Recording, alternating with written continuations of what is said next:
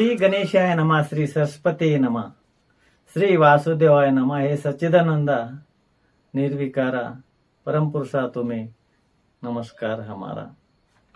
हे अद्या ओंकारेश्वर शंभु ज्ञान मार्ग प्रदीपा परमेश्वरा तुम्हें नमस्कार हमारा। आज हम इस वीडियो में वेद मंथन गाथा इसी ग्रंथ से लिया गया 33 नंबर का मंथन और उसका विवरण आगे देने वाले हैं। और इसी वीडियो में मेरे से कुछ भी चूक भूल होने पर मुझे क्षमा कीजिए। और जिसी को भी इसी वीडियो में जो भी सारांश दिया जा रहा है उसी मंथन का हम इस डिस्कशन बॉक्स में मंथन को लिखने वाले हैं। जिसको भी मंथन होना है उन ले सकते हैं। अगर से उसमें मंथन में कुछ भी चूक भूल होने पर मुझे डिस्कशन बॉक्स में कमेंट कीजिए, उसी का उत्तर हम अगले वीडियो में देने का प्रयत्न करेंगे। और इसमें मेरी कुछ चूक भूल होने पर क्षमा कीजिए। मंथन ऐसा है, जगत की उत्पत्ति परब्रह्म से, उस कारण सब जगत सारा ब्रह्माधीन है। वेदों की उत्पत्ति परब्रह्म से, कर्म की उत्पत्ति वेदों से। वेद विद्या सबसे महान है। यज्ञ की उत्पत्ति स्व कर्म से, पर्जन्य की उत्पत्ति यज्ञ से। स्व कर्म ही महान है। जो मनुष्य अपनी संपत्ति सब स्वधर्म रूप यज्ञ के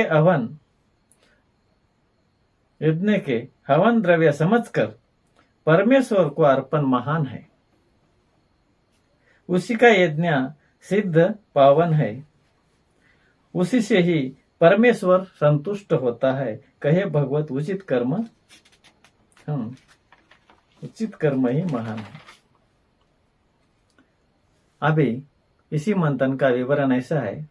इसी वेद मंथन गाथा के 33वें मंथन में भक्त भगवत कहते हैं, वेद की उत्पत्ति, कर्म की उत्पत्ति और यज्ञ की उत्पत्ति और पर्जन्य की उत्पत्ति, ये सारी उत्पत्तियां कैसे उत्पन्न होती है और इसी में उचित कर्म कौन सा होता है, इसके बारे में जानकारी इस विवरण में देने वाले हैं। ये विवरण श्रीमद् भगवद गीता के 3 अध्याय से लिया गया है। जब भी द्वापर युग के समाप्त होते ही, द्वापर युग समाप्त होते ही और कलयुग का आरंभ होते ही, जब महाभारत काल में कौरव पांडव का कुरुक्षेत्र स्थान युद्ध भूमि पर जब भी युद्ध होता था, तब भगवान ने श्री कृष्ण ने अर्जुन को जो भी उपदेश दिया था उसी उपदेश की श्रीमद् भगवद गीता का जन्म हुआ है।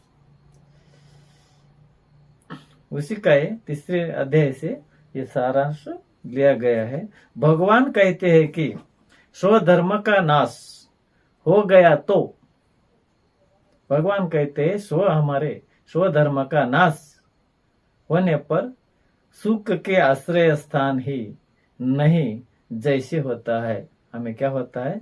सुख का आश्रय नहीं होता है। हमारे शाश्वत में हमें सुख नहीं है।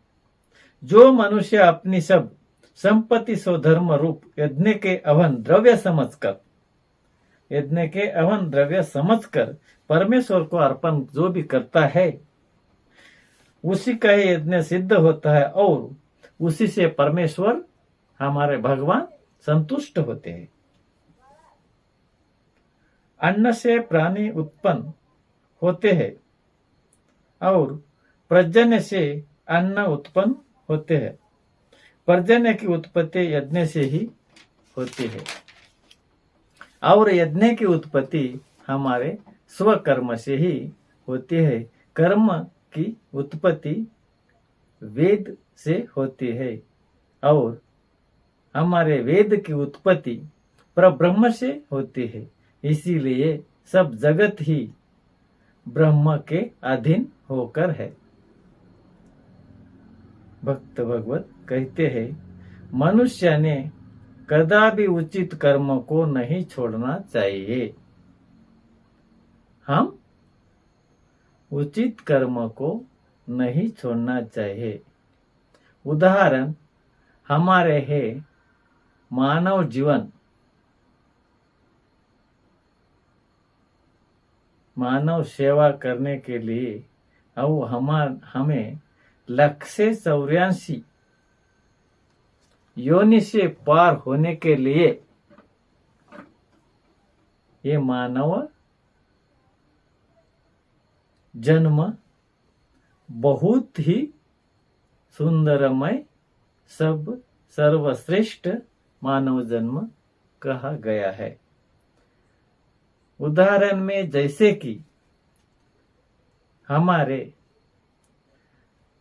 रेलवे लाइन में जैसा कि बड़ा जंक्शन रेलवे स्टेशन होता है, वैसे ही हमारे इस 184 योनि चक्र में ये मानव जन्म एक जंक्शन, हमारा मानव जन्म एक जंक्शन के जैसा ही होता है। जैसा कि रेल जंक्शन से और आगे दूसरे शहर की ओर जाने का मार्ग जैसे निकालती है, वैसा ही हम इसी मानव जन्म से आगे हम जिस तरफ जाना है उसी मार्ग से हम जा सकते हैं। हम उसी मार्ग से जाने के लिए तैयार होना चाहिए। यानी दक्षिण द्वार हम अंतिम काल मानव मूर्ति होने के बाद यानी देह त्याग के समय हम शरीर को छोड़कर जाते हैं, तब हमें 4 मार्ग होते हैं, दक्षिण द्वार, पश्चिम द्वार और पूर्व द्वार, उत्तर द्वार आने। इसका मतलब ऐसा है, सबसे ज्यादा पुण्य जिसने भी किया है वो उसी को पूर्व का मार्ग मिलता है। उससे कम पुण्य वाले मानव को उत्तर दिशा का मार्ग मिलता है। उससे और कम पुण्य वाले को, थोड़े पाप करने वाले मानव को पश्चिम द्वार का मार्ग मिलता है और सबसे जो भी पापी होता है उसी को दक्षिण द्वार का मार्ग मिलता है। और हम किस मार्ग से प्रयाण करना, उसी का मार्ग दर्शन हमें हमारे सद्गुरु मार्गदर्शन करते हैं। हम गुरु परंपरा के अनुसार हम गुरु के शरणागत जाना है और शरणागत होकर गुरु का बोध हम लेना जरूरी है। गुरु बिना हमें मार्ग का दर्शन नहीं होता है। इसीलिए हम इसी मानव जीवन में गुरु करना जरूरी होता है। इसी के साथ यहाँ 33 नंबर का विवरण यहीं पर समाप्त हो गया। अभी हम फिर मिलेंगे 34वें मंथन में। सभी को प्रणाम। श्रील प्रभु पाद श्री चैतन्य महाप्रभु भगवान की जय। हरे कृष्णा।